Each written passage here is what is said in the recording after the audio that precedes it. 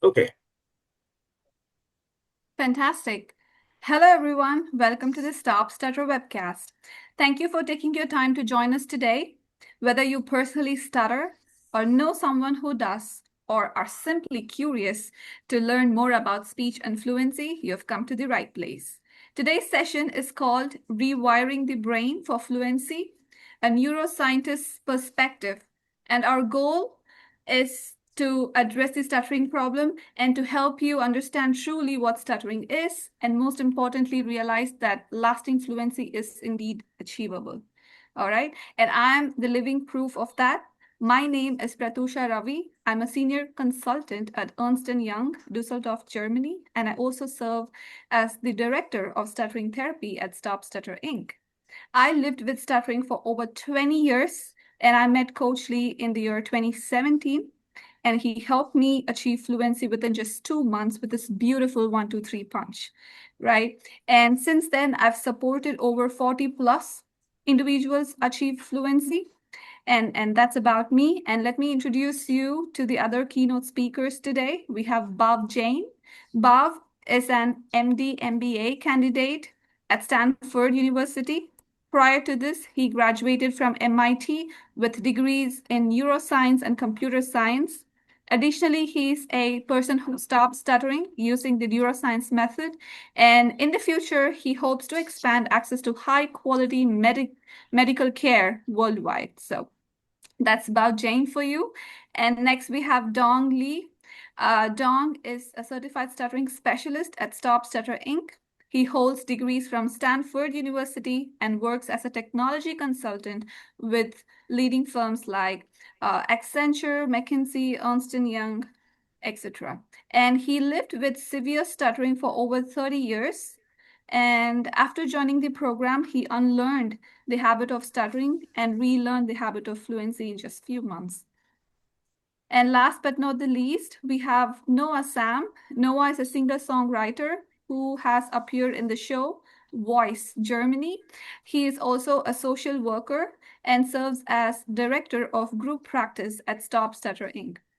After living with severe stutter for over 20 years and trying numerous therapies, he overcame stuttering in 2025 through our program. And today he serves as a certified stuttering specialist, leading multiple group practice sessions each week. Alongside his work in stuttering therapy, Noah continues to perform live and create original music. So now I would like to introduce the person behind this entire approach, the founder of Neuroscience Method to Stop Stuttering, Coach Lee G. Lovitt. Lee himself struggled with severe stuttering for many years, from his teenage years until age around 40. And like many people, he tried multiple approaches, but nothing gave him lasting results. But instead of accepting stuttering as a lifelong limitation, he took a different path. He began studying patterns, habits, and the way the brain works, and eventually developed what we now call the neuroscience method to stop stuttering. What's truly remarkable about Lee is that he provided stuttering therapy for over 10,000 hours completely free of charge, dedicating his life to helping others overcome stuttering. He strongly believes that old habits die when not used, right? And repetition is the key to form new habits. The thoughts we repeat the most becomes our dominant thoughts, and our dominant thoughts ultimately shapes our reality and who we become. In simple terms, what we repeatedly think, feel, and do becomes our identity. And that's exactly the foundation of this method, which is replacing the habit of stuttering with habit of fluency through consistent and intentional repetition. Coach Lee is the author of How to Stop Stuttering and Love Speaking book. And along with that, he has authored many other books focused on fluency and speech anxiety. So everything you're going to hear today is built on real experience, real transformation, and a very deep understanding of human mind. So before we begin, let me quickly tell you what this webcast is all about. Today, we are going to understand what stuttering is, look at the science behind it, challenge some common beliefs around stuttering, and most importantly, we would introduce you to the neuroscience-based approach that has helped hundreds of people stop stuttering. So this is going to be a mix of science, real stories, and practical insights. All right, so I'll now hand it over to Bob to walk us through the topic, understanding stuttering. Take it away, Bob. Excellent. Thank you very much, Pratusha. Let's begin with one simple observation that almost everyone who stutters must have noticed. If stuttering were simply a problem with the speech muscles, the tongue, or the vocal cords, it would happen the same way in every situation, every single time. But that's not what we see. Like you said, Many you could be people chorus. Many people who stutter can sing fluently. They can even speak fluently when they're alone. They may be perfectly fluent with close friends, yet block when introducing themselves in a meeting. It's the same mouth, the same vocal cords, the same brain, only the situation has changed. And that tells us something important. Stuttering isn't simply a mechanical problem, it's a brain state. Certain situations activate a learned neural pattern that makes fluent speech much harder. The encouraging part, however, is that if a pattern can be learned, it also can be unlearned. And that's exactly what we'll talk about today. Next slide, please. So, what exactly is happening just before a block or a repetition? Most fluent speakers think almost exclusively about what it is they want to say. But people who stutter often have a second simultaneous conversation happening inside their minds. You're planning several words ahead, scanning for feared sounds, thinking about how you'll say something instead of what it is, and the meaning behind what you're trying to communicate. Sometimes you'll substitute in an entirely different word. Sometimes you're even watching the listener's reaction more so than sharing your own ideas. And almost everyone who stutters has also experienced this. Someone else finishes the word for you, and suddenly you can say it. The word wasn't impossible. The anticipation, the fear surrounding the word was. After years of repeating this process, the brain begins predicting difficulty before speech even starts. So the question becomes, what brain circuits are actually producing that prediction? So this diagram represents our neuroscience model of the stuttering cycle at WSSA. We believe that everything begins with the amygdala. The amygdala is the brain's threat detector. After years of difficult and embarrassing speaking experiences, it begins predicting that certain speaking situations or even certain words are inherently dangerous, as if they are life or death. That threat signal spreads into the speech motor system. The motor cortex, which plans and executes speech movements, become less automatic and more tense. Then we arrive at the basal ganglia.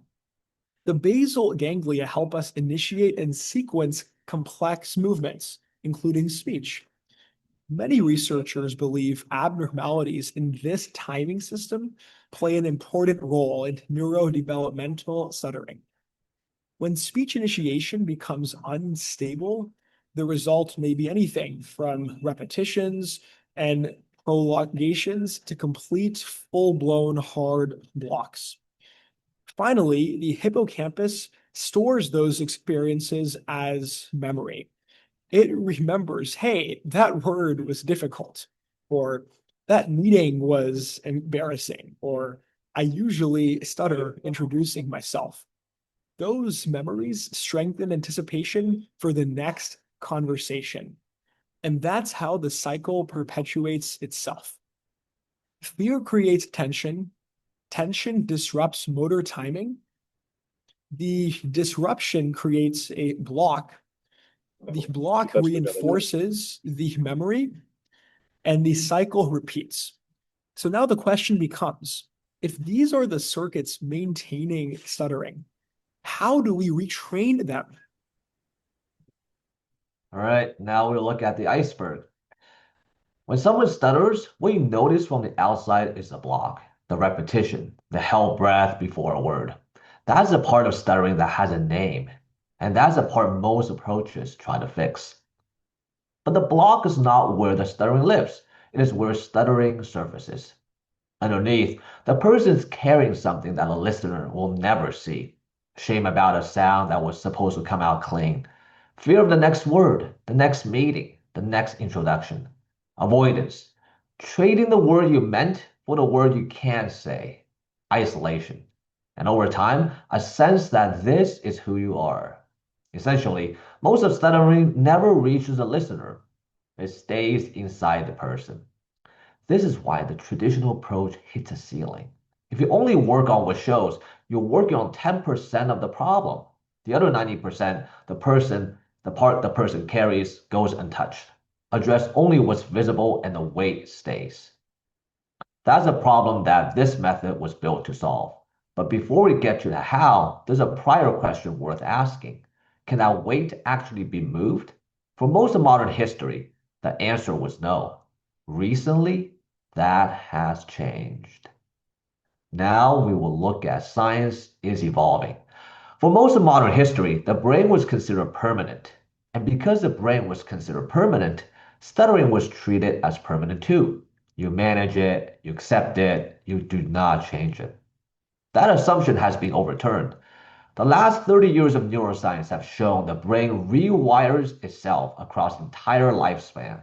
This is called neuroplasticity. Two findings will give you a feel for the scale of this. London taxi drivers who memorize 25,000 streets before they are licensed grow a larger hippocampus than the rest of the population. Professional musicians develop measurably larger motor and auditory regions from years of practice. The brain physically rebuilds itself around what you repeatedly do. Essentially, repetition builds the brain, which means that stuttering pattern repeated thousands of times is not a life sentence. It is a structure, and structures can be rebuilt. The question now is, rebuild how? A different lens. Here's something subtle. Watch what a fluent speaker is paying attention to while they talk. They're not thinking about their words. They're thinking about the way they want to get across. The word is a vehicle. The point is a meaning. Now watch a person who stutters pays attention to the word, the next word, the one after that, the one they know is coming that they cannot say. The whole mental field is words. So the question is not, how do you push through a block? It is, where's your attention? If your attention is on the word, you're standing inside a pattern. If your attention is on the expression, the word has to follow the thought instead of fighting it. Essentially, we don't teach you a better way to manage a block. We teach you a different place to stand when you speak. This is what the method trains. Freedom is what it trains for. It's about freedom. Accepting that you stutter is healthy. There's no shaming it. But almost everyone who joins our program wants more than acceptance. They want freedom. Freedom to introduce yourself without your heart rate spiking. Freedom to order what you actually want at a restaurant, not what you can pronounce. Freedom to raise your hand in a meeting because you have a good idea, not sit there calculating whether you can get through that sentence. That is not rejecting who you are. That is wanting more from your life. And most people, I will argue the vast majority, want exactly that. Accept yourself, absolutely, but stay curious about what is possible. Acceptance without curiosity is just standing still. What we are going to show you next is how we get there. Fantastic, dog. So let's talk about neuroscience method, right? So the neuroscience method to stop stuttering is a holistic approach, meaning we are not just addressing the visible symptom of stuttering, but the entire system behind it, including the causes, behaviors, and life attitudes. So from the lens of neuroscience, stuttering is a habit that develops over time. For example, when a child is reprimanded by adults for a stumble or a repetition, the child feels that there's something wrong with the way they speak, right? So this is where a few harmless repetitions gradually snowball into a negative speaking pattern reinforced by fear and shame over and over again. So what do we do differently at StopStutter? We are not going to treat anxiety directly because anxiety is the effect of stuttering. Instead, we are going to address the stuttering problem head on. And this is where we are unique. And I have personally experienced speech therapy where I was asked to do the breathing exercise and I was told to be calm before speaking, right? And we all know that we can be fluent when we are calm. But how can one be calm in every situation? And that's $1 million question, right? So here is where we help you to use the speech tools to become fluent despite anxiety. So once you have these tools and once you hear your fluency from your own lips, guess what happens? The fear and pressure fade away because it loses its meaning. So whenever there's an urge to stutter, we teach you not to force words because forcing words is like ripping off Band-Aid from a wound and not letting it heal, which means by forcing words, we are reinforcing stuttering, isn't it? So however, here at StopStutter Inc., we interrupt that pattern. So when we have the urge to stutter, we refuse to force the words. Instead, we stop talking, take 2 counts, and then use a speech tool on that feared word. And every time we do this, we are replacing the old stuttering habit with the new fluency habit. And over time, the brain begins to rewire itself. As a result, the stuttering dies because of disuse. When you're not stuttering, your brain doesn't know that you're stuttering, and when stuttering is not used, it dies. And this concept is called neuroplasticity. And next, let's talk about the goals of neuroscience method. For many traditional speech therapies, the primary focus is on getting a person to be fluent, which is very good. You might have seen, people getting fluent in 3 days, 6 days, and you can also see people getting fluent, which is wonderful. But you can also see at the same time that the fluency is short-lived, right? It's not sustainable. They are fluent for a certain period of time, and then when they have, a relapse, and then they feel that the method is not working, right? But here at StopStutter Inc., fluency is not the end goal. Fluency is just the first milestone. The first goal is simple but powerful, which is to stop stuttering. And we achieve this using what we call the 1, 2, 3 punch. So the first punch is reading aloud every day using the speech tools. And the second punch is doing mind training, which is also combined with self-hypnosis. And the third punch is using the speech tools in real life situations, irrespective of how much pressure you feel. So when these 3 work together, and when you do this consistently, real change begins, right? And the second goal is to eliminate residual fears. And even after fluency begins, fear can still exist. So instead of overwhelming yourself, we teach you to talk less under pressure using emergency speech plans. For instance, talking in short increments, taking a pause, using linking when you speak. And when you do this, you take control of the situation and gradually you can expand your comfort zone. And the third goal is to learn to love to speak in all situations. And this doesn't happen overnight, okay? It happens by celebrating small victories. Every fluent moment matters. Every success builds confidence. And over time, speaking becomes something you really enjoy. So, and the fourth goal is to adopt mind training as your daily regime. because stuttering is not just a speech issue, it's connected to your thoughts, emotions, and mindset. So we use mind training not just for stuttering or speech-related issues, but you can use it to improve other areas of life, anxiety, confidence, self-image, you name it. So, and the fifth goal is the community, right? You don't have to do this alone. You become part of StopStutters community of former stutterers who are like family, people who have been through the same journey, who support each other, practice together, and grow together. And then comes a very powerful shift where we aim to convert stuttering and speech anxiety into blessing. Because once you go through this journey, you don't just become fluent, you become stronger, more self-aware, and more confident than before. And finally, the bigger vision, which is to end stuttering worldwide. Because when people understand that change is possible and when they are given the right tools, fluency is no longer a dream, it becomes a reality. People who have become fluent through our program, they just don't want to leave, instead they choose to stay and give it back to the community. And that's how our community has become very popular. And next, I'm going to talk about the 2 requirements to stop stuttering. First, we must hear fluency, and second, we must not hear disfluency. So the question is, how do we do that? And for that, I would love to call upon Bhav again to walk us through the 1, 2, 3 punch.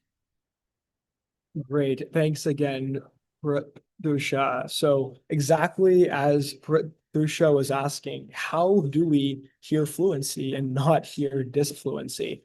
The answer is that we don't just train one part of the brain. Instead, we have to train 3 complementary systems. The first is reading aloud. The second is mind training. The third is using speech crutches and speech plans. Each of these addresses a crucially different aspect of the stuttering cycle. Reading on our own using our speech tools gives our brain thousands of fluent repetitions as we build a new pathway of speaking. Mind training changes how the brain actually predicts speaking situations. And crutches provide a new motor program to use during real conversations. And together, they reinforce one another. Instead of strengthening the old stuttering pattern, they gradually strengthen a new fluent one. So let's look at each of these individually. We'll start with reading aloud. At first glance, reading aloud seems almost too simple, but from a neuroscience perspective, it's incredibly powerful. When you're reading, the language is already planned. You're not searching for new words. And that allows your brain to focus entirely on producing smooth, fluent speech. Every fluent sentence becomes another successful repetition. Those repetitions are stored by the brain as successful speaking experiences. You're gradually replacing years of disfluency with thousands of fluent motor experiences. Just like practicing free throws builds a basketball player shooting mechanics, reading aloud builds the automatic motor patterns of fluent speech. And that's why consistency matters. In other words, doing it every single day. You're not just practicing speech, you're reshaping the brain through repetition. The second pillar targets a completely different system. Because years of stuttering don't just affect speech. As we mentioned earlier, they teach the brain that speaking is dangerous. And eventually, your brain begins predicting failure before you've even opened your mouth. So mind training is designed to change that prediction through visualization, positive affirmations, mental rehearsal, and repeatedly imagining successful speaking experiences. You're teaching the brain a new expectation. Rather than predicting failure, the brain starts to predict success gradually. As those expectations change, the emotional response changes as well. The threat system becomes quieter, the body becomes calmer, and speech becomes easier to initiate. The final pillar focuses on what happens during actual real-life conversations. Speech crutches are not meant to be permanent. They're just temporary training tools, whether it's extreme pronunciation, using a soft voice, linking, or another speech tool. The goal is always the same. We want to interrupt the old speech pattern before it snowballs and develops into a block. Instead of entering speech through the familiar pathway associated with anticipation and tension, you're teaching your brain a completely different way to initiate and maintain speech. Now, speech plans extend this idea even further. Before challenging situations, you decide exactly how you're going to approach that conversation or experience. And preparation replaces reaction. Over time, these deliberate motor patterns become automatic. Eventually, fluent initiation becomes the brain's default. So now we've seen these three pillars individually. Let's see how it maps onto each of those parts of the brain that I had showed you at the outset. So as mentioned, each pillar of the program targets a different part of the stuttering circuit. Speech crutches primarily retrain the motor cortex and basal ganglia, both of those blue parts. They provide a new motor program that bypasses the old speech pattern and through thousands of repetitions, strengthen fluent speech initiation. Mind training primarily targets the amygdala, that red part. It teaches the brain that speaking is no longer a threat, reducing anticipatory fear before speech even begins. Reading aloud reinforces fluent speech through the motor cortex, while also building new successful speaking memories in the hippocampus. These positive memories gradually replace years of negative associations. And what's powerful is that these are not isolated interventions. Because each of these circuits themselves have interconnecting neural synapses, they reinforce one another. The motor system becomes more efficient. At the same time, the threat system becomes quieter. The memory system begins expecting success instead of failure. And over time, the old stuttering loop weakens while a new fluent circuit becomes the brain's default. That right there is neuroplasticity in action. The brain changes according to repeated experience. And that's why this method isn't simply about learning new speech techniques. It's about systematically retraining the neural circuits that produce fluent speech.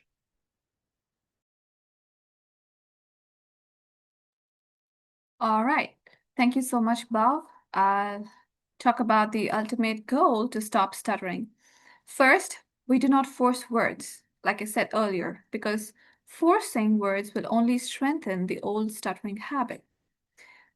And the second most important thing is we do not allow a bad incident to define our speech. So what is a bad incident? Bad incident is where a stutterer forces the word out to an extent where it brings humiliation and shame to the PWS, right? And anything less than that is a pass. For example, I can repeat a word or stumble on a word like it just did now. And I can consider this as a pass because even a normal speaker goes through these, right? But the thing that I'm not allowed to do is forcing the word. For example, my name is Pratusha. Like I can't do that. And this is something that is in my hands, and I can stop from doing that, right? So thirdly, this is what we call the concept of speech cop, meaning when there's an urge to stutter, we do not force words, instead we stop talking, take 2 counts, and start again with the speech tool, right? And the fourth thing is we consistently apply the 1, 2, 3 punch, because consistency is what, is going to drive real change. And fifth, we also stop harshly grading ourselves, which is very important because we stutterers have this habit of grading ourselves harshly instead of being, we are very overly critical about even that small stumble, right? We focus on the glass half empty all the time, and we forget about the 90% of the times we were fluent, right? And so instead of being overly critical about small mistakes, we need to focus on the progress. And sixth one, the most important thing is we need to celebrate fluency memories, because recognizing and reinforcing those moments is what helps build lasting fluency. And when all these things come together, they create the foundation needed to truly stop stuttering. All right, now I'll pass it over to Noah to start us off with the next topic, which is the checkpoints. Thank you so much, Patricia.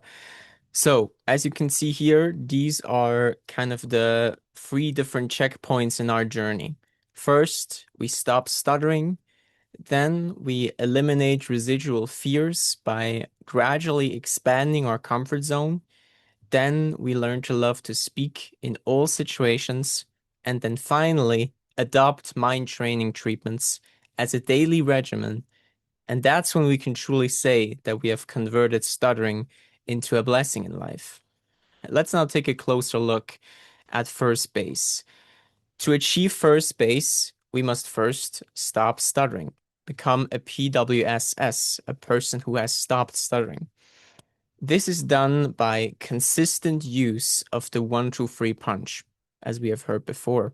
That is reading aloud, mind training, and using speech tools to gradually reduce the humiliating bad incidents. Every single time you use a speech tool, instead of forcing through a block, you're replacing the old habit with a new fluency response. With enough repetition, the brain rewires itself, and fluent speech becomes more natural and automatic. Yet, what still remains is the fear, which will take us to second base. The first thing to understand here is that fear is not stuttering. A person can be fluent and still feel fear. That's why it's so crucial to stay on the program, remain consistent with the daily routine, and actively engage in the StopStutter community.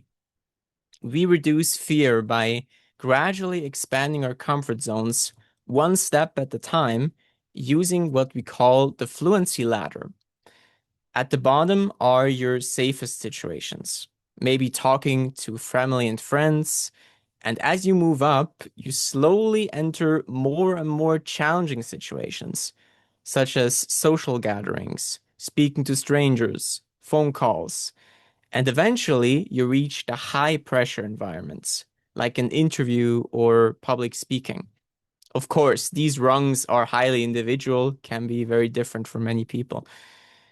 The key here is not to jump levels, but to climb the ladder rung by rung, building confidence at every stage.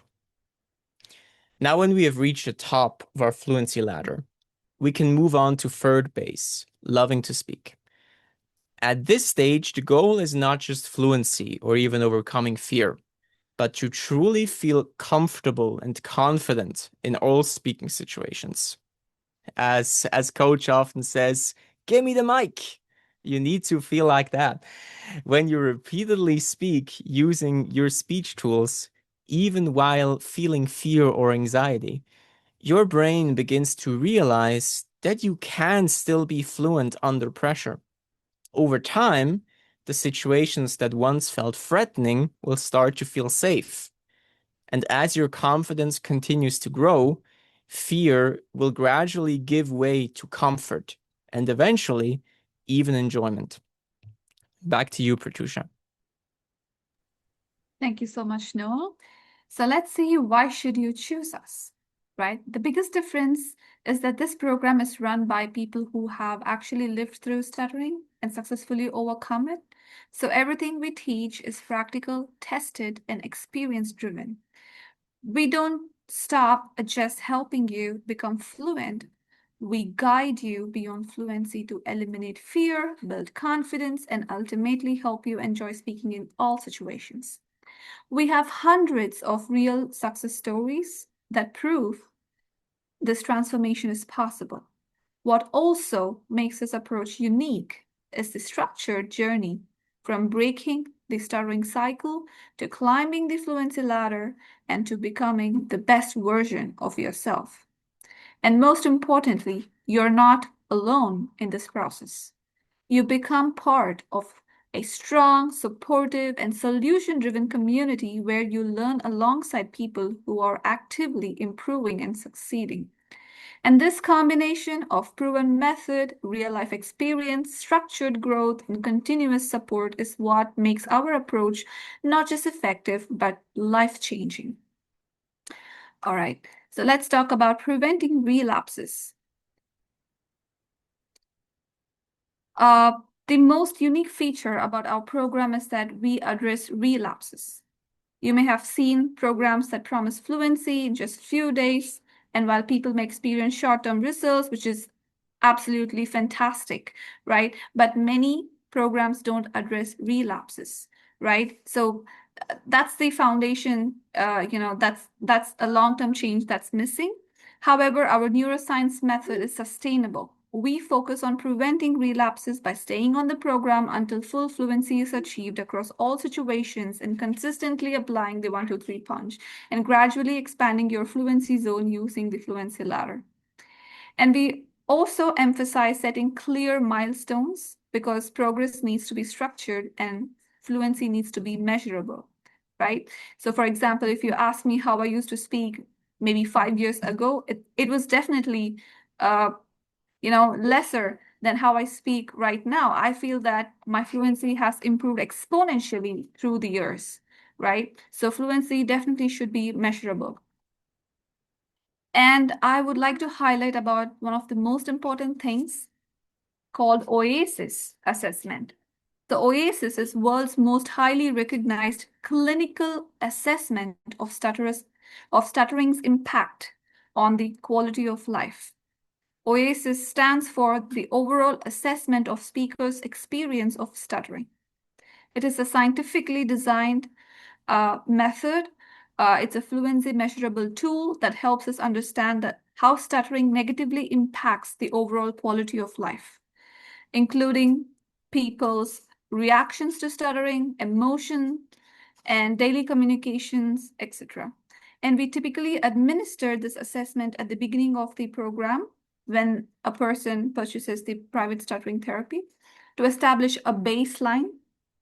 And we also administer a follow-up assessment after PWS has taken the private stuttering therapy to measure their progress.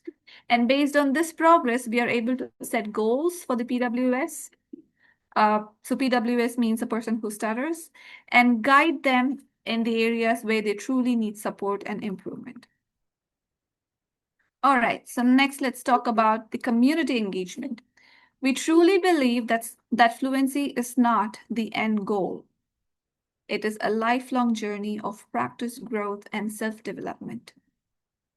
And you don't have to do this alone. One of the most powerful aspects of our program, again, like I said earlier, is the support system we provide. So through the StopStutter community, we have buddy calls where a person can randomly call another person to practice the speech tools. And we also have group practice sessions where a group of people come together in Zoom calls to practice speech tools. And we have speech club meetings on Saturdays. And we also have focus on fluency challenges. So you're constantly supported and guided.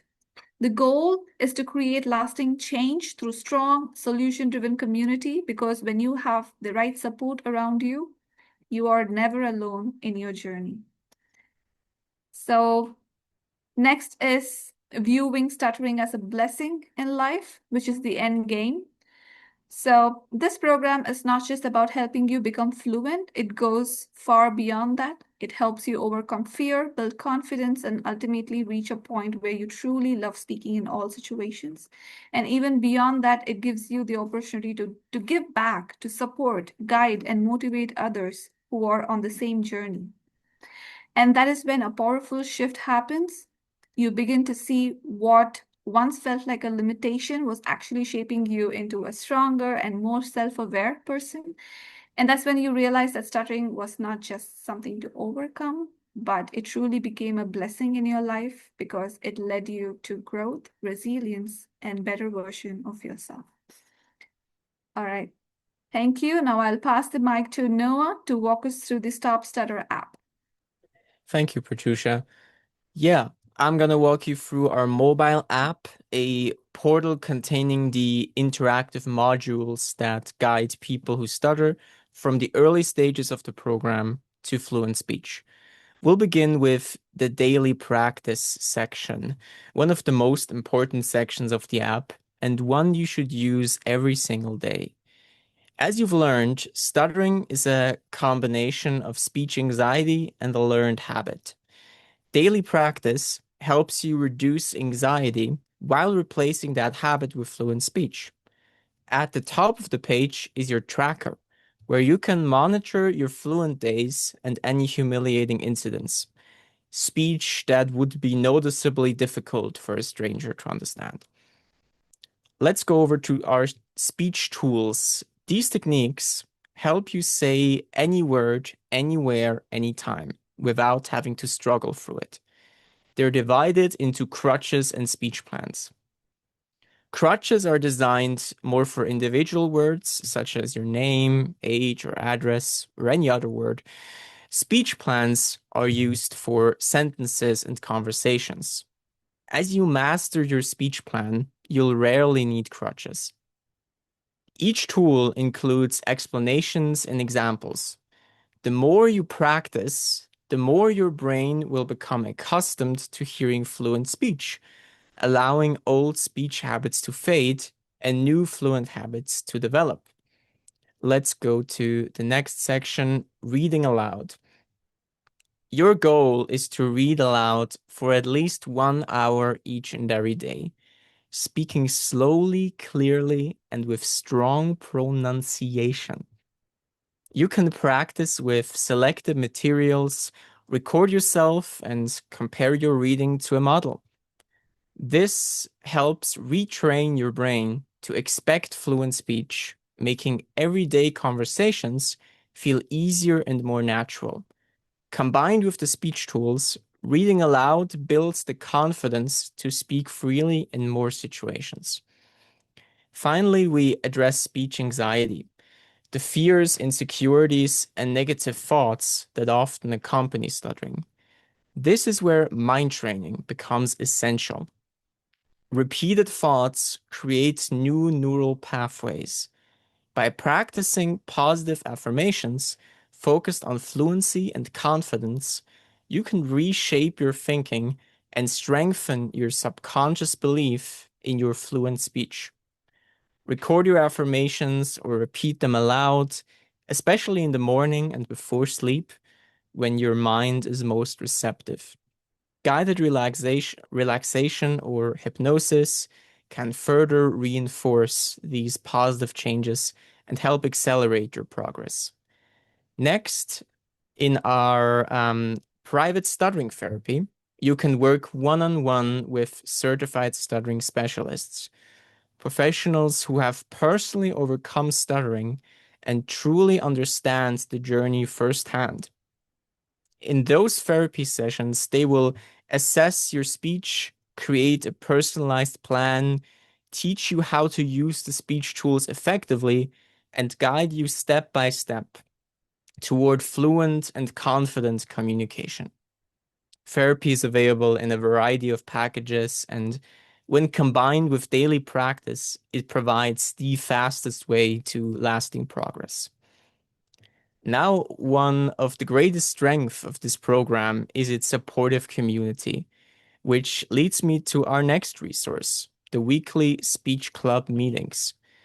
They allow you to learn from guest speakers, many of whom have already overcome stuttering, ask questions, share your own experiences, or simply listen. Every meeting is designed to provide encouragement, practical insight, and motivation. Recordings of past meetings are available as well. Now coming to one of my personal favorite aspects of the program, the group practice sessions. These meetings give you the opportunity to use your skills in real conversations while receiving guidance and feedback. The standard, advanced, and special event sessions help you build confidence at your own pace while connecting with others who are on the exact same journey as you are. Currently, we offer around 3 sessions a day, so there should be something for everyone, no matter their schedule or time zone. In the Fluency video library, you can explore thousands of videos, including therapy sessions, lessons, success stories, and the aforementioned speech club meetings. It's like having an on-demand library you can access anytime. Now, on this next section here, you can expand your learning with audiobooks, ebooks, short courses, and collections of success stories. Many resources are available in audio format as well, making it easy to learn wherever you are. Coming to the masterclass series. The masterclass includes 4 modules: an overview of the method, speech tools and techniques, training to overcome speech anxiety, and a section on guidance for parents with children who stutter. Each module includes lessons and quizzes to reinforce your learning. Now, on the ex-stutter stories section, you can watch hundreds of real success stories from people who have overcome their stuttering. Their journeys provide proof that lasting fluency is possible with consistent practice. You'll also have access to our podcasts and webcasts, like this one here, featuring inspiring conversations with former stutterers who achieved fluency using the neuroscience method, along with our complete archive of expert training sessions and practical strategies. By consistently using the speech tools, reading aloud, mind training, therapy, and the support of this community, you can reduce speech anxiety, overcome stuttering, and build lasting fluency. Handing it back over to Pratusha now. Thank you so much, Noah. Now, I would love to invite Raquel to share her personal journey with StopStutter Inc. Take it away, Raquel. Thank you so much, Prathusha. For those who don't know me, my name is Raquel, and I live in Florida in the United States. I began stuttering when I was a young child, although I never allowed it to stop me from pursuing my career goals. My speech became progressively worse when I became an adult, and particularly when I started working full-time as a hospital pharmacist, to the point where I severely stammered and blocked in almost every conversation, regardless of whether I was reading out loud, I was talking to family or friends, or when I was speaking on the phone. I tried speech therapy in the past, including the use of an in-ear auditory feedback device, but all of my efforts proved futile. I continued to live and struggle with a severe stutter and with all of the horrible grimaces and body contortions that came with it. February of this year, 2026, changed the course of my life forever. During this month, I had to participate in several pharmacy resident interviews, which I had been used to from my years as a manager, but this time things were different. This time, I found myself completely incapable of introducing myself, of saying my name and what rotation I was over, or even reading out loud just one sentence from the interview form. And that moment of sheer humiliation and embarrassment made me realize that something had to change. I received an email from the StopStutter program featuring a SAM talk from Tara from Ireland, sharing her story on how she had returned to the program, battled through her doubts and fears, and this time she succeeded. And I related to her story in so many ways.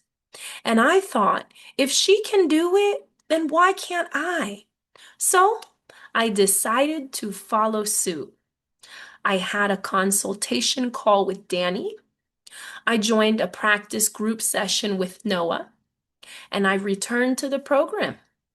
I committed to coaching and daily practice and use of the app. I joined the Focus on Fluency Challenge for March, and I received tremendous support from the WSSA community. The techniques that I learned helped me improve my speech, but more so, the encouragement I received helped me change the way that I thought about myself. I learned to stop expecting perfection and to give myself grace. Recently, I participated in another pharmacy resident interview, but this time, again, was different. I introduced myself confidently. I explained my background and I asked several questions. A coworker who had witnessed both interviews, the one in February and this one, later told me how drastic the difference was and how much I had improved in my speech. So today, I no longer, today, I speak with confidence during phone calls, meetings, presentations, and interviews. I no longer allow fear to decide when I can speak and what I can say. And most importantly, I've learned how to believe in myself. I thank God for leading me back to this program and showing me that change is possible. And to anyone listening who is struggling with stuttering, I want you to know that change is possible for you too. Your story doesn't have to end where you are today, and I am living proof. Thank you, everyone. Wow, Raquel, that was so inspiring. And if anyone sees you speaking like this, they wouldn't believe that you have a stutter, okay? You spoke amazing. That was so flawless. Brilliant, Raquel. So thank you so much. And now I would love to leave this floor open for questions. So please feel free to ask any questions that you have regarding our program.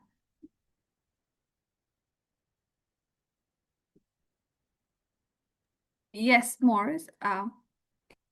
Yes, Morris, you're on mute, Morris.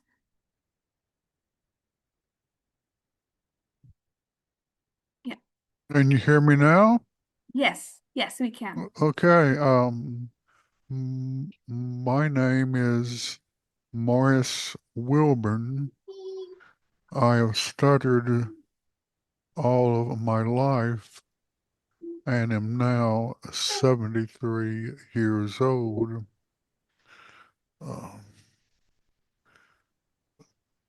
The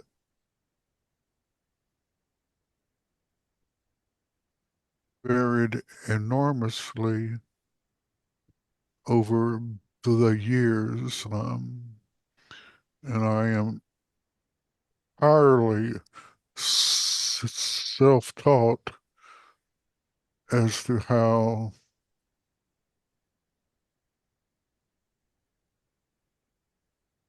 I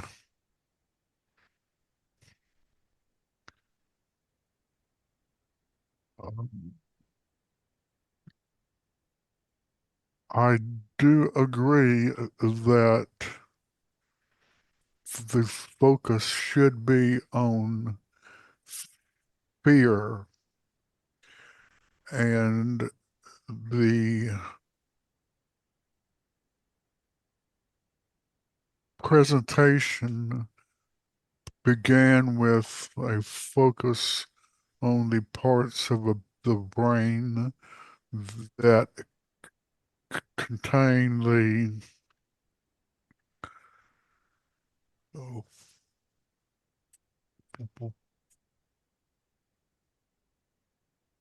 what is commonly called the fight, flight, freeze process. Um,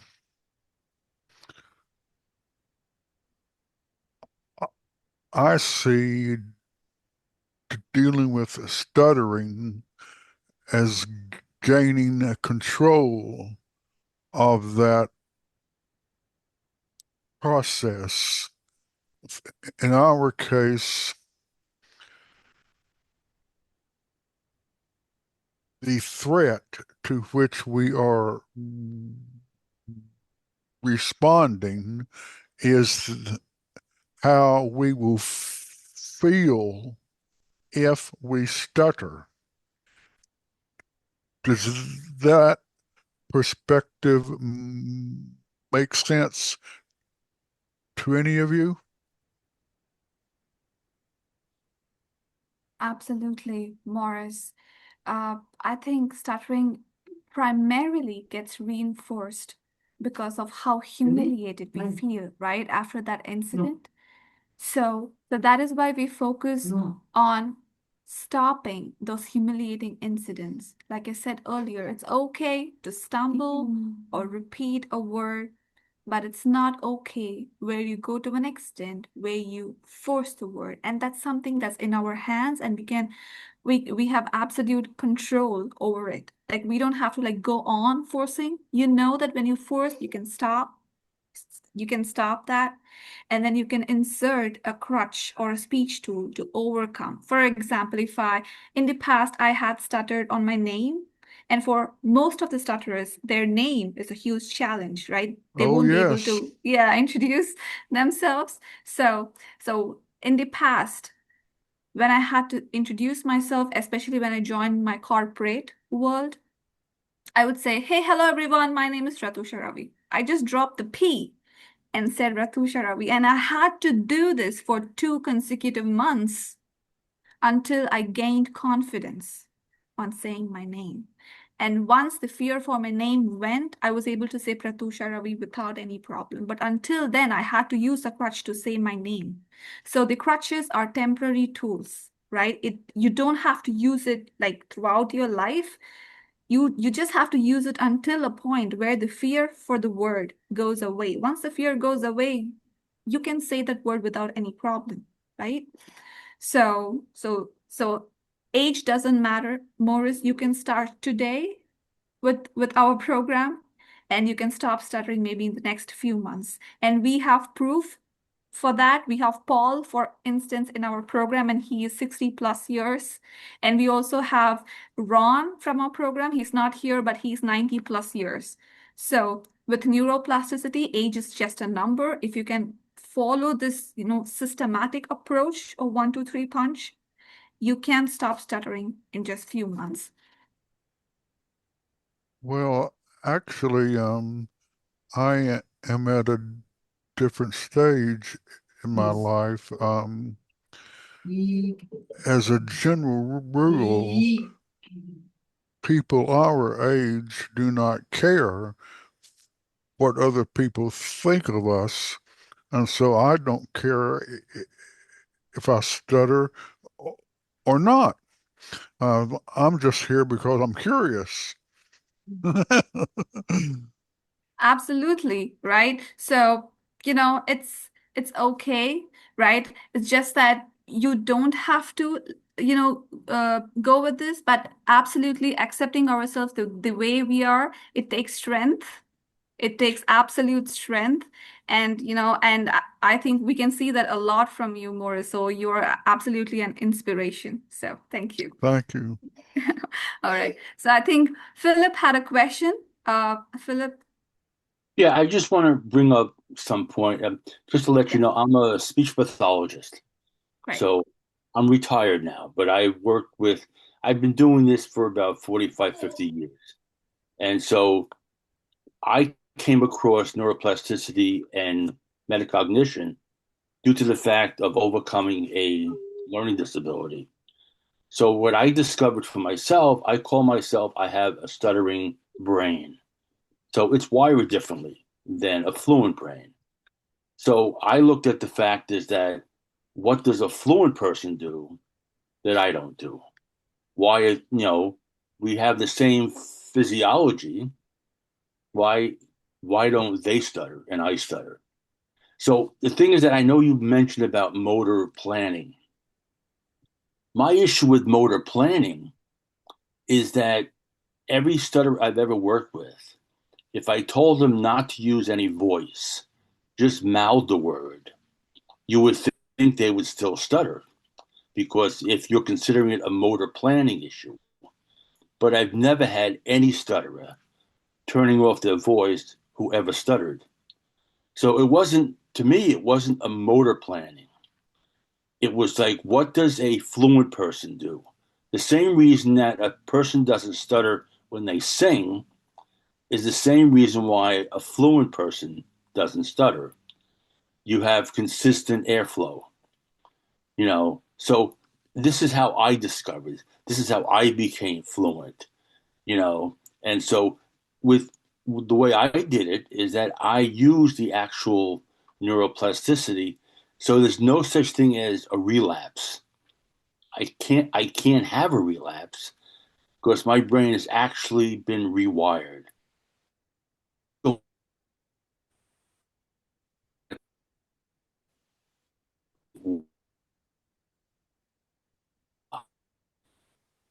So I don't do blocks anymore. I don't do that stuttering part anymore. And I knew I was on the right track when I was able to say my name without any stuttering. Like other people, I used to practice my name going to a doctor's office. I know my name, obviously, but I would practice and practice. I knew I was going to be standing in line and I'd be coming up to the receptionist and they say, "What's your name?" I say, "Oh." But now I don't have that issue. But so I agree with a lot of what you're saying, and I disagree with a lot of what you're saying. But we all have our own ways of achieving fluency. But to me, it's not a motor planning. It's actually has to do with the fact that I don't want to say a breathing issue, but it's the Valsalva that really saved me. A lot of people don't really understand what Valsalva means, but when I looked at the research and I paired it with neuroplasticity, that's when I realized fluency, and that's how I achieved my fluency. So most people, 99% of the only people that ever know that I still stutter to some extent is another stutterer. Because another stutterer can kind of tell, a bit of a pause, a bit of a hesitation, things of that sort. And they can tell, oh, you know. But the idea is that not to take up all this time, but the point that I make is that a lot of people, in my opinion, don't really understand what neuroplasticity actually means. It's actually replacing neurons. It's actually replacing and actually forming new. It's what a stroke patient does. Same thing. when a stroke patient has a stroke and neurons don't come back. Once they die, they die. But other neurons will take on the goal of the skills of those neurons that are no longer there. But anyhow, my point is that I have a little sensitivity, so to speak, when people talk about neuroplasticity and they don't actually explain what it actually means and what actually occurs, because true neuroplasticity, there is no relapse. You don't have it. The same thing, just as a quick one, when I work on a child's articulation and they have, let's say, a TH for S, and I fix it, now they can say son instead of thun. I've never in my life had any child come back and say, wait a minute, I woke up this morning and it was gone. It does not happen. Anyhow, but so I appreciate the fact of what your organization has been doing, what have you, but I agree to disagree to some of what you do, but if you're getting the results, that's all that really matters. But people don't really, to me, fluency, when people say stuttering fluency is not the goal, then I would say, then what is the goal? Then I don't know what the goal is. So some people may continue to want to stutter. I don't know. But anyhow, but the point is that, I achieved my fluency. I stuttered all my life, but anyhow, but thank you for all of what you do. And I'll continue to agree to disagree. Okay, thank you. Thank you so much for sharing your point of view, Philip. But definitely, I can't talk about the motor planning aspect because I'm not a neuroscientist, right? I have no idea what that is. I can just, talk from my own experience. Right. But when we say relapse, we talk about the short term, right? For example, if you ask me, have I relapsed in the past?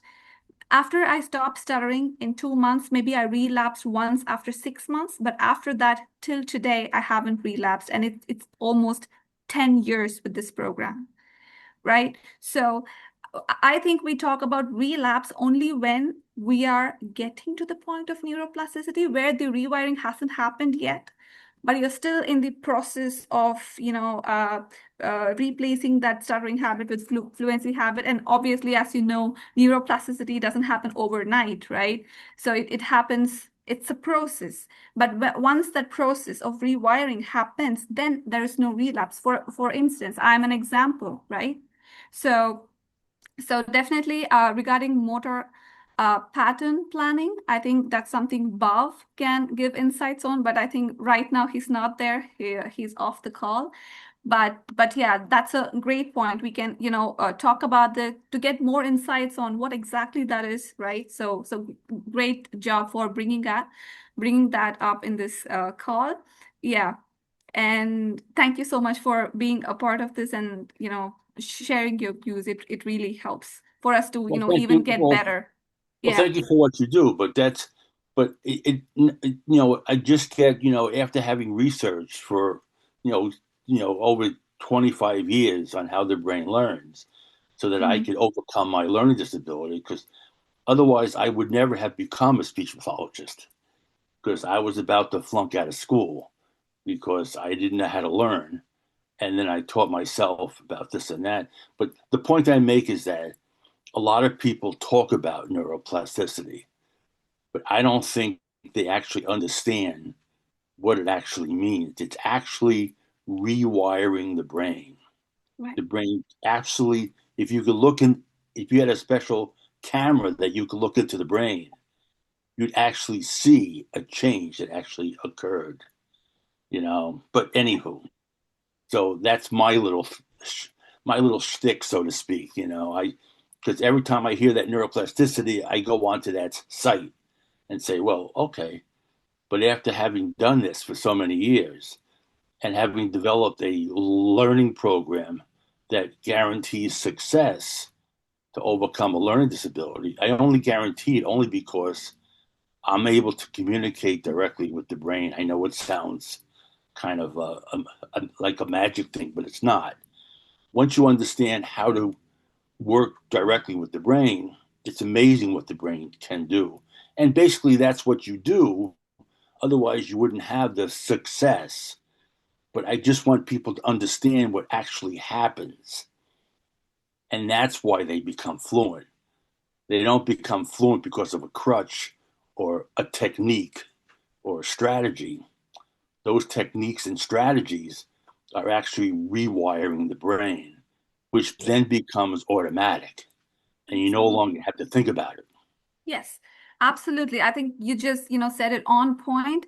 The crutches, like I said earlier, these are temporary tools. It just helps you with, like avoiding that stuttering at that moment. But eventually you're going to need it lesser and lesser because the fear for speech is no longer existent, right? So eventually it dies down and you don't have to need it.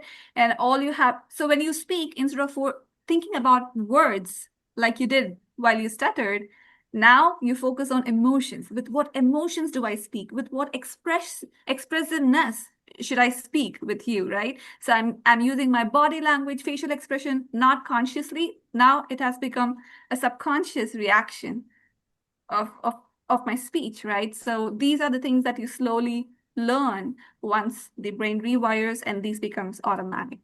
Well, that's a final note. This is why when I talk about it, I say, I transformed my brain from a stuttering brain into a fluent brain.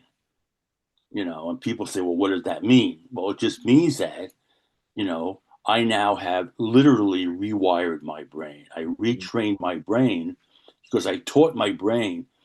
The problem is the brain doesn't understand fluency. What is fluency? I don't know. The brain doesn't know. So when you stutter, the brain says, that's a good job. Doesn't know any better until you teach it what fluency means. Then the brain says, oh, is that what you want me to do? Oh, I can do that. And that's what really happens to the brain. Absolutely. Well, thank you so Absolutely. much. Absolutely, Philip. Thank you so much. Great. So let's move on to Michael. Michael, do you have any thoughts? Michael O'Shea. I'll be out of here in less than 3.5 minutes. I am a person of verbal difference. I stutter. I'm not fixed. I'm not fluent, but I'm a powerful verbal communicator. 99% of the time, my speech is powerful. Powerful. Now, each and every one of us here, and I've listened to all of you here, and first of all, I have to give you a compliment on a fantastic presentation. I attend about 3 of those every week all over the world. Japan, China, you name it, I've been at them. And this would be in the top 5. In the top 5. So you guys know, you guys are getting results. Okay. We don't have to go into technical detail about anything. And the question I'm going to ask now, and it's not to find you out or anything, I just want your valuable insights, because when we share knowledge, knowledge is power, and the application of it is powerful. And that's what we're looking for. We're looking for application that's going to improve us in mind and body. Because always remember, our verbal mind, the body is the servant of the verbal mind. It's not the mind is the servant of the body. Don't get that the wrong way around, and you haven't. I'm not saying you have, but it's an important point. Anyway, the question I want to ask you is the components of our verbal fears. The components, right? Now, the components of my verbal fear was verbal panic, verbal chaos, and verbal confusion. Bang, in an instant. Led to verbal stress in an instant. Led to verbal anxiety by 3. Now, we do not have to speak physically to stutter, and anticipatory anxiety will look after it for us. For example, I was talking to Dean last week and I stuttered. I'm going to have a cup of coffee with Dean tomorrow And because I stuttered with Dean last week, anticipatory anxiety is telling me I'm going to stutter again in front of Dean. Okay, so we don't need to speak to stutter. Anticipatory anxiety looks after it for us. Job interviews, you name it. And I want to speed through this because I don't want to hold you up. That's anticipatory anxiety. Then we have in the moment anxiety. We're in there, a big fat block comes, boom, boom, and we go blank. We don't even hear our own thoughts. We go blank because we're in there. We just want to get out of it. That's in the moment anxiety. And then we have the big one, the other big one that nobody talks about, post anxiety. Post anxiety. What is post anxiety? Post anxiety is I could have, I should have, but I didn't. That's what we tell ourselves. Especially if you use a technique or you want to use a technique, but when we're in that big fat block, we lose connection. So we're in there and we're beating ourselves up for weeks after. I should have, I could have, but I didn't. Okay, and that one then it leads on to the last one, which is verbal tension by two. Verbal tension of the mind first and the body second. Now, I just want to hear your own experiences of this. What you're doing, you're definitely on the right track. And the incidence of stuttering is going to increase massively in the next 10 years. Why? Because of the chaos that is in the world right now.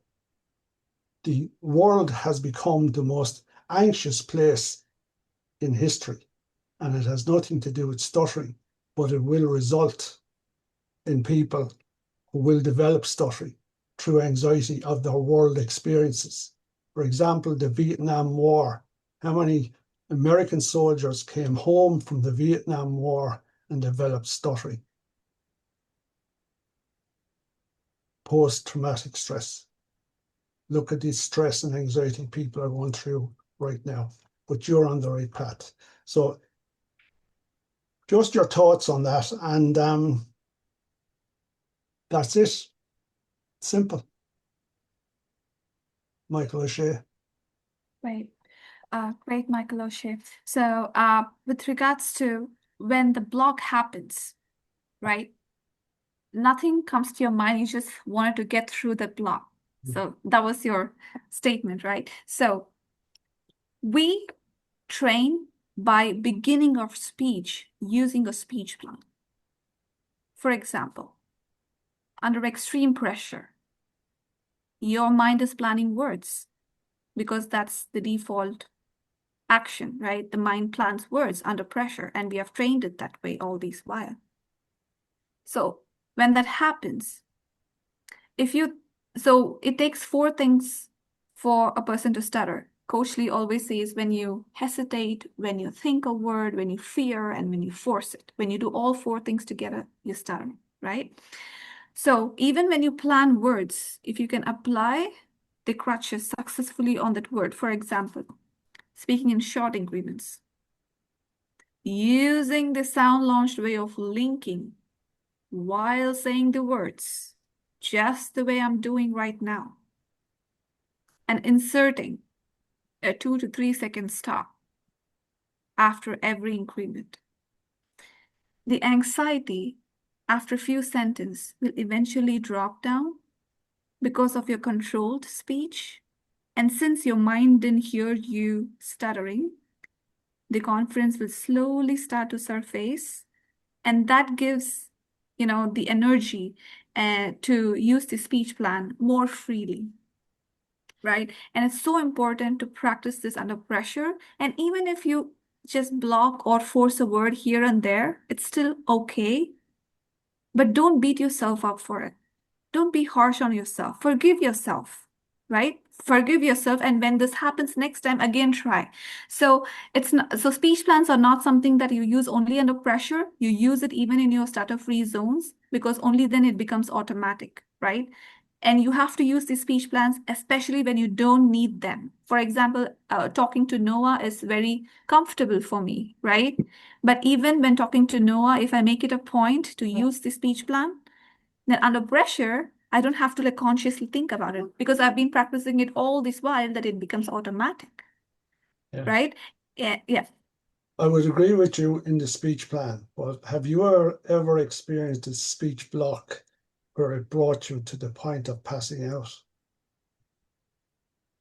For me, in the past, I have experienced humiliating incidents where I didn't go to a point where I passed out, but definitely when I went back home, I closed the door and cried for hours because of that incident, right?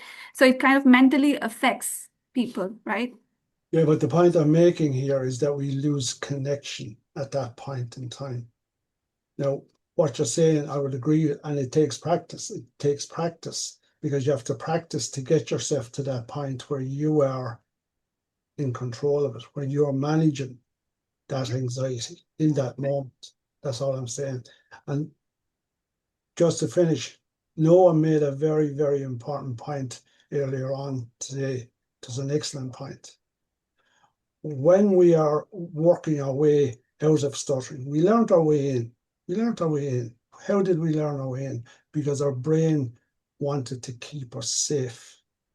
The only thing in the world that saved me going a completely different way in my life is I knew from a very early age that I needed to overcompensate in everything I'd done in life just to feel normal. Just to feel normal. Now, Noah spoke about something which is very, very important on our personal journeys out of stuttering. That is developing your own speech rhythm and your own speech flow. Our parents taught us flow and rhythm. It taught us positive feedback. When we started to speak, mama, mama, mama, da, da, da, da, da, da, we actually stuttered on the word, but we got positive feedback. Fantastic. You're starting to speak. Then we said our name, positive feedback, grandparents, uncles, aunts, anybody that met us. We went to nursery school. They worked on us as well to develop our speech. They taught us nursery rhymes. Jack and Jill went up the hill to fetch a pail of water, and this developed our flow. So Noah was right on the money. Talk to yourself. Put in pods walking through the park. They'll think you're talking. Phone call. They won't say that you're talking to yourself. And listen to your voice. I've spent 132,000 hours in 26 years coaching people who stutter. And I saw people losing connection with themselves because they could not listen to the stutter. They could not listen to themselves stutter. So our mind needs to get acquainted with our powerful, beautiful rhythm and flow of our voice. And that's all part of what you're teaching. Well done. Well done. Absolutely. I just wanted to make a point here. So after I became fluent, right? Earlier I hated sending audio message. I would never do that. I would take hours typing and sending the message across, but I would never record audio because I hated my own voice, right? And maybe 5 years back, that's when I actually started sending the audio messages. And now I almost by default send only audio messages because I save a lot of time and I enjoy doing that now more. So, Michael, that's something that I wanted to mention. Yeah. And we can do so much. We can do so much to help ourselves by being creative. And that is one of them. I say to people every day, how many messages on WhatsApp do you send every day? It could be 40, it could be 50, it could be 100. And I start at number one. Make one voice message today. Make 2 tomorrow. And within a week, you'll be making 20. Get used to the sound of your own voice, the rhythm. You will develop your rhythm. You'll develop your pattern because you're developing all those new signals in your brain. And that's exactly what you are preaching. Absolutely, Michael. Thank you so much. Thank you. Thank you so much for your insights. It's always, valuable. So thank you so much for sharing that. All right. Dean, do you want to quickly add on something here? I do. I mean, I have really enjoyed, pardon my dog, the last 30 minutes of the sharing, the intellectual insights, people that are speech language pathologists and others with a lot of experience who are sharing things that they've learned. So I really appreciate it, and I've learned some things just listening to you. What I want to say is that our program, which really began about 10 years ago when my father created the neuroscience method to stop stuttering, and he began providing free stuttering therapy services or free coaching via Skype all over the world. And I would say over 10 years now that we have provided at least 10,000 hours of individual private stuttering therapy. And in addition, since we really started building a robust business model and team and program to accessorize, just the method itself and a book and my father's coaching, we have enabled hundreds and hundreds. I don't know if it's 300 or if it's 600, but it's probably pushing 1,000 over 10 years, individuals to become fluent by practicing our methods, which we improve all the time. So when I look at what we have accomplished and I look at the resources in our program, the mobile, the group practice sessions, the private therapy sessions, the 1, 2, 3 punch, the way that our model scales so well now that somebody with a mobile phone anywhere in the world who will put into consistent practice each day can probably and most likely become fluent by just using the app. So I am extremely grateful for what we have learned and the program that we've developed. Having said that, I've been the CEO now for about 5 years. Having said that, we are always learning and we will always be improving. And I would never say to you, hey, we figured it all out, thanks for your opinion, but no, thank you. We've got it covered because we are constantly improving. So I thank you guys for your thoughts and your suggestions. And I definitely made some notes myself here. And I just wanted to say that to me, it's exciting that more people with more experience in the stuttering field, speech pathologists and other experts. I see Peter Louvre here that I know has authored a book or two on stuttering. That as you get more involved in what we're doing and weigh in, it's only going to help us to become even better. But as long as I'm doing this, life is short. Who knows how much longer my dad will be here? I'm not going to be here forever. But as long as I'm involved, I am sure that our program will get better and better and better all the time. So what you see here is what's been accomplished in 10 years and arguably maybe 4 or 5 years of really working the business model. And I'm sure it will be night and day different in another 5 years, better. So thank you everyone for sharing your ideas and being here. Absolutely, Dean. Thank you. Thank you so much. Now I'll leave the floor open to Paul. Paul, do you want to add? Sure, but you can get to me. So can I just tell my story? Right, I started for 64 years until I come to this program, and so when I first started the program on the 8th of June, I started like 50-50 kind of thing.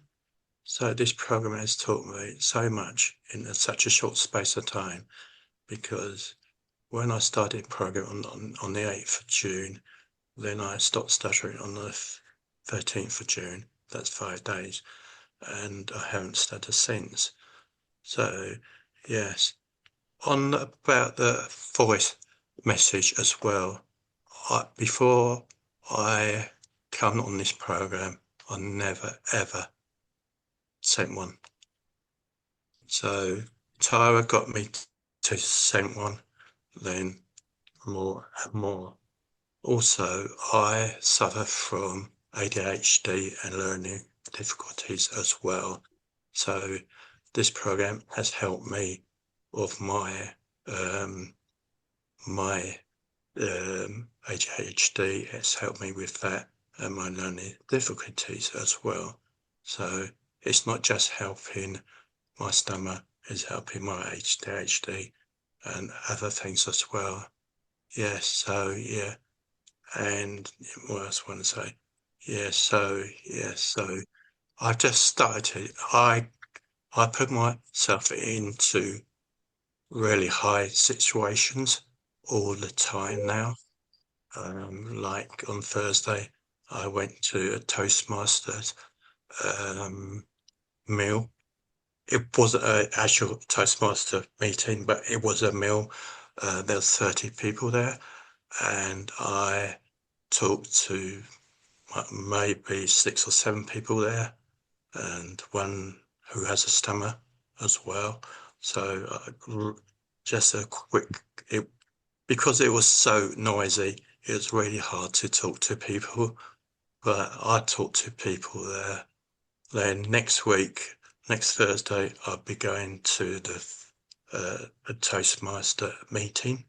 So I would be speaking there as well. So I put myself, I have done I have done speeches at church as well. So I know I can do it. I know. So yeah, I have done churches, and when I did a couple at church, I stammered when of my baptism, I stammered, and I did another one after that, I stammered. Then I did my faith testimony, 12 days, when it was 12 days in the program.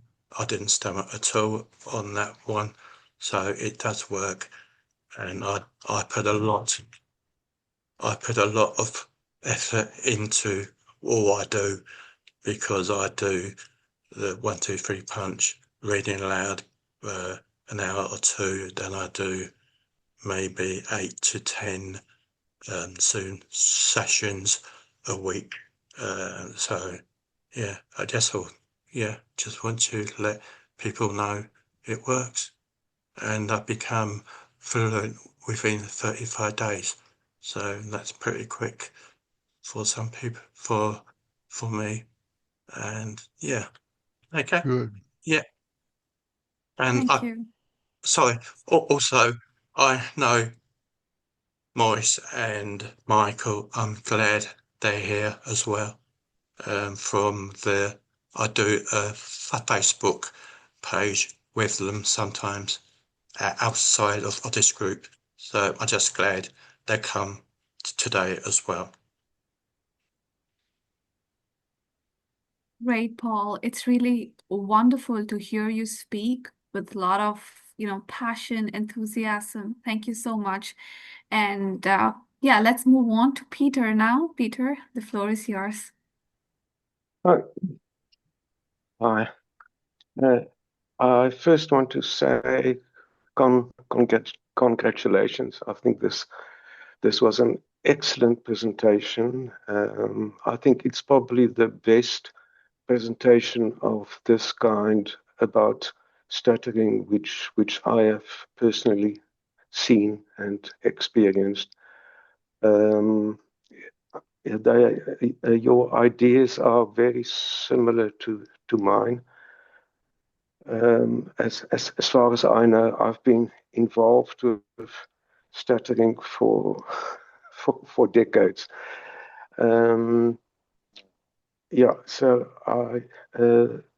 the one thing I could ask is in connection with the theory about neuroplasticity. It seems to me that stuttering is not the only neuroplastic health issue. As far as I know, and as far as I have read, there are many of similar issues, such as migraines, tension, headaches, many tension related health issues, many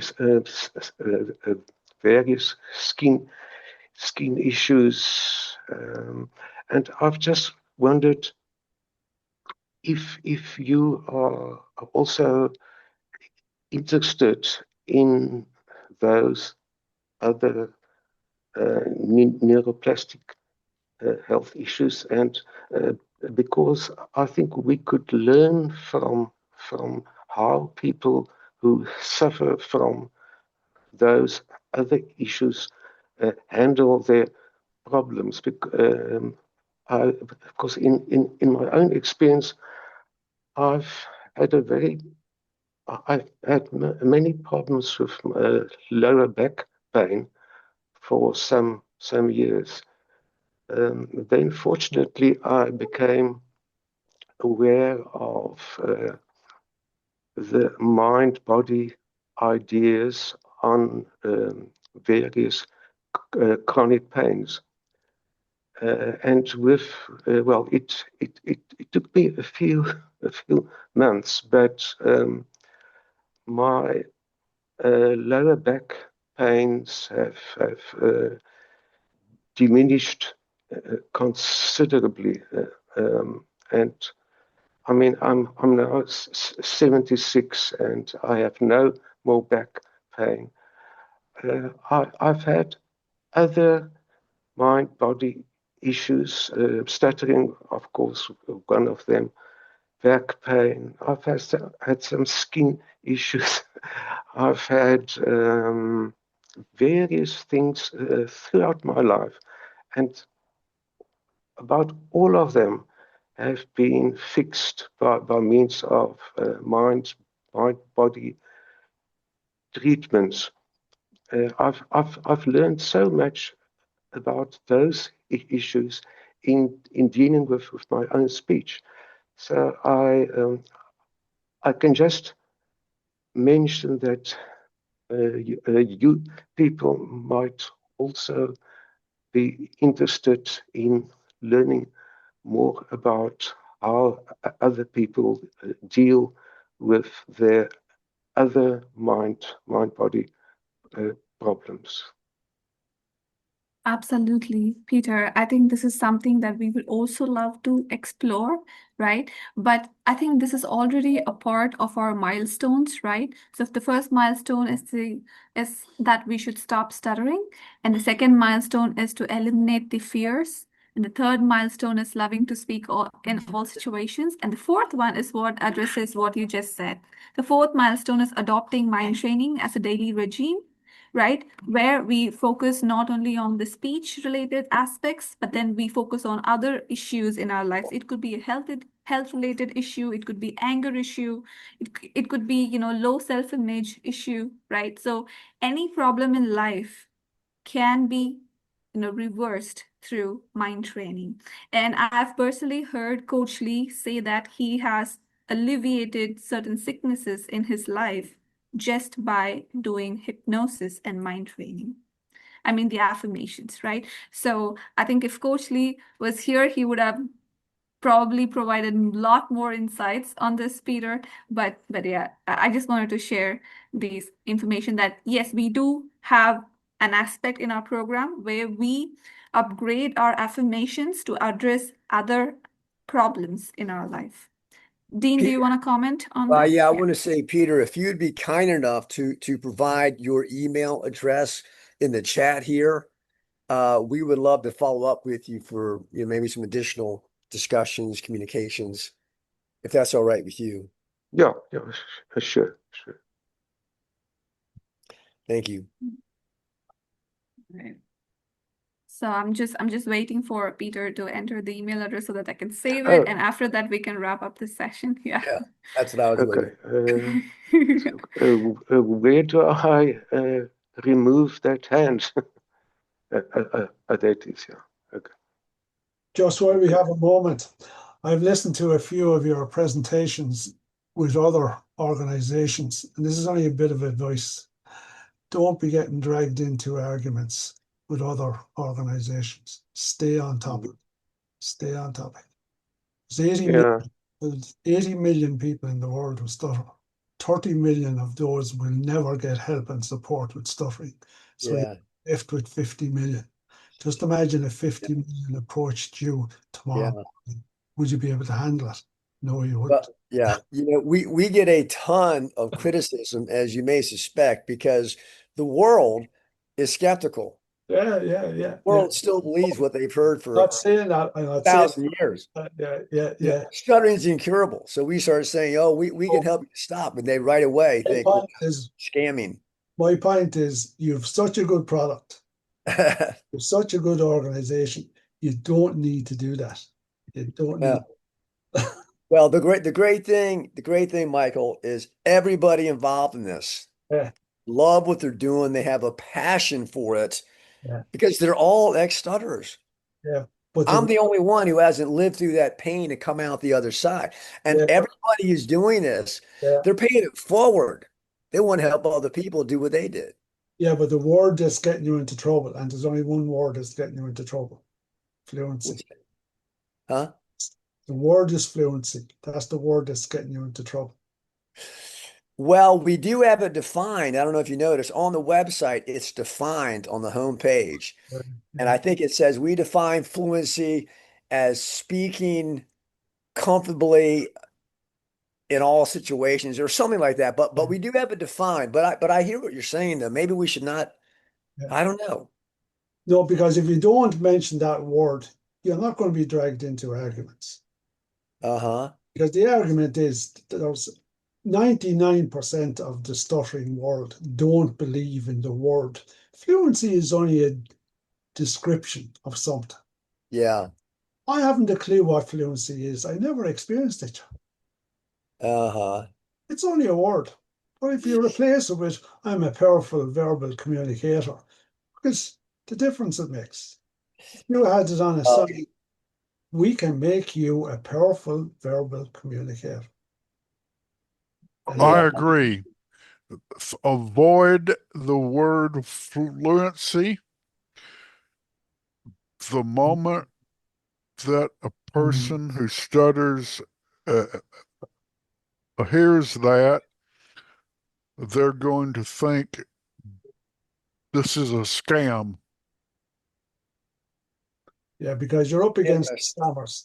You're up against the quick buck merchants. As soon as you get into that field, you're up against those guys. And there's a lot of quick buck merchants. Snake oil salesmen, I call them. A lot of them out there. Don't get involved. Internally, about 2 years ago, we had a lot of discussion on whether or not to use the term fluency. And it was back and forth and a little bit heated and all kinds of different definitions, So there was some debate about it. We finally decided, well, if we define fluency, which we have, then we should be okay to use it. But what I'm hearing from you gentlemen is, no, you really shouldn't use the word at all.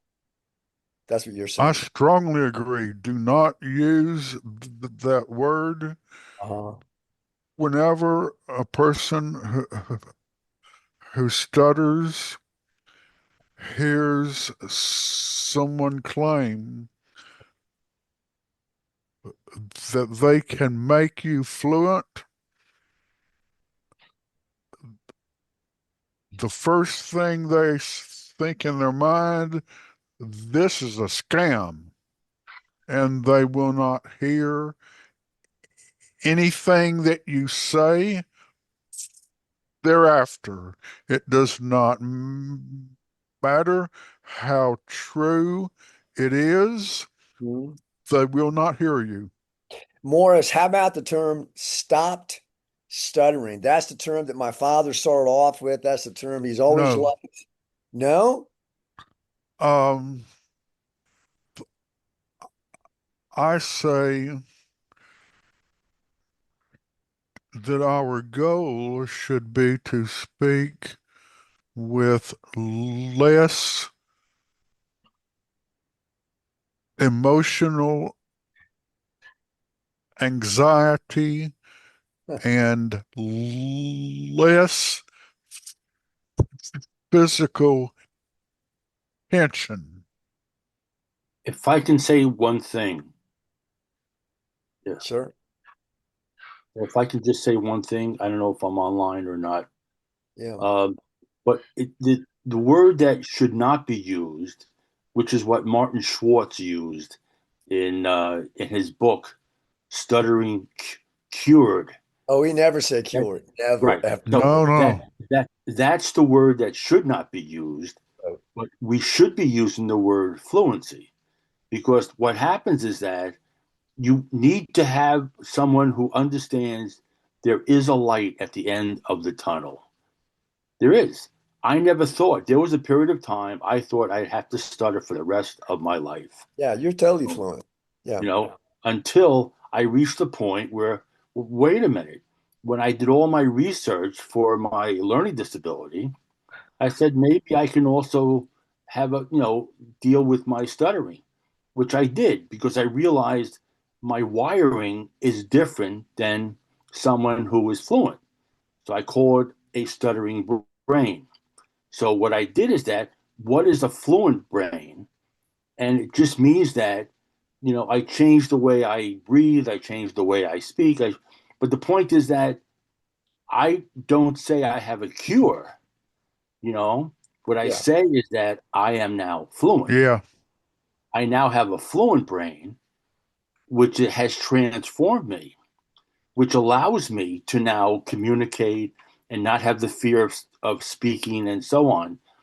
But you can't say the word cure. That to Yeah, me is the one word. we X'd that off many, many years ago. But you're so Philip, you're saying you're okay using the word fluency. Oh yes, for sure. Because the idea is that that's what it is. It's like saying, you have in order to get more fit, you have to exercise. In order to get, there's a one-to-one relationship. And the idea is that a lot of stutters will say, because they've been told, there is no way to become fluent. You have Yeah. to just kind of suffer with it, but you don't. Right. I mean, the goal, I even wrote in one of the chats that I saw online. They said, I said, well, if you're not going for speech pathology to become fluent, then what are you going for? What's the purpose? Just to manage it, cope with it a little bit. Yeah, but do you want to manage to be sick? You can just manage to be sick, No. take some Yeah. aspirins, take some this and that, but do you want to suffer with it? I don't. No, that's why our goal is fluency. But speaking of fluency, if you listen to Prathusha or Noah or Dong or anyone that spoke on our behalf during this webcast, you would unequivocally call them all fluent, would you not? You would say that Yes, person is fluent? but the only Everyone? person that can point out that that they've stuttered or to continue is another stutterer. Like maybe if someone like yourself who has never stuttered would not be able to point out someone who continues to stutter. In fact, I just spoke to Yeah. someone online. He said to me, well, I spoke to someone and they told me they can't even tell that I stutter. And I said, well, you still stutter, because Yeah. as a Yeah. stutterer, I can tell from that another stutterer is controlling their stutter. My point is the best justification for us using the word fluency is the fact that we have many, many, many members who came through our program that speak fluently, and we could put them right in front of you on a virtual call now, and you would hear them and go, that person's fluent, that person's fluent. So I think that in and of itself is our best justification for using the term. But I do like the idea of a definition there on the homepage, so it's defined clearly, because it does present confusion, and people do associate fluency with perfection. Right. And speech is never perfect, and nothing else in life is ever perfect. Like no one, I can never speak like Obama. I mean, he's an orator. Yeah. I mean, he doesn't hesitate. He talks so well, you know. But the idea is that very few people can achieve that. But you can achieve a sense of putting words together without hesitations, without blocks, without repetitions, you know, and that's what it's all about. It's not, and that's where you have to define that fluency is not perfect speech. Right. And that's all. It's not Yeah. perfect, but Yeah. I just Go ahead. wanted to add a point here. So, like Dean and Philip said perfectly, fluency is not perfect speech, right? I can stumble, but if I don't care about that and just move on speaking fluently, then I'm not Yes. reinforcing stuttering, right? But if I stumble and I still perceive that as a block, then probably instead of reinforcing fluency, I'm reinforcing stuttering. So next time when I am in the same situation, I will fear it a lot more than previously. And maybe I'll block on a word much harder at that time. So it also depends on how we perceive as an individual what fluency is. So I think that's also more important, and that's also one thing that we teach in our program, to celebrate fluency memories and also to not consider stumble repetition as a stutter. Instead, see it as I something love natural. Yeah, Debbie. I love a new definition based on this conversation for fluency, which is fluency is not perfect speech, but speaking comfortably in all situations. And confident Absolutely. and confidently. Yeah. Okay, but Speaking, That's yeah. a Here's one now, and I'm going to finish on this because I have to go. There's Yeah. research on this. Every human being is capable of stuttering during their lifetime. Speaking And confidently. what guarantees that? The emotional charge that is within you. Could be the loss of a parent, could be the loss of a loved one, doesn't matter. Could be a car accident. Ask any person who attends a serious car accident, people who witness We it. just got a great idea the last 5 minutes. Thank you, gentlemen, for hanging in there. That was great. Absolutely. Absolutely. I'll just wrap it up by saying, so fluency is not perfect speech. It's speaking with comfort, speaking with confidence, and most importantly, without having to fear words anymore. Exactly. You can't make it that long, Patricia. So That's thank what, and that's the tagline that people will tag onto. Replace fluency and put that in. Speak confidently. Yeah. Speak Speak confidently in all situations. in all situations. Fine. I can work with that. I like it. absolutely. Well, best everybody. Thank you. Thank Bye for you. now. Thank you so much. Have a great day ahead, guys. So thank you so much. It was a Thanks, wonderful everyone. webcast. Brilliant Thank you. presentation. Thank you. Thanks for All all right. you Take care, do. everybody. Bye. Thank Take care. Thank you, panelists. You guys were Thank you. extraordinary. Thank you. All right. See you, Bye. Linda. Thank you. Bye-bye. Thank you. Bye.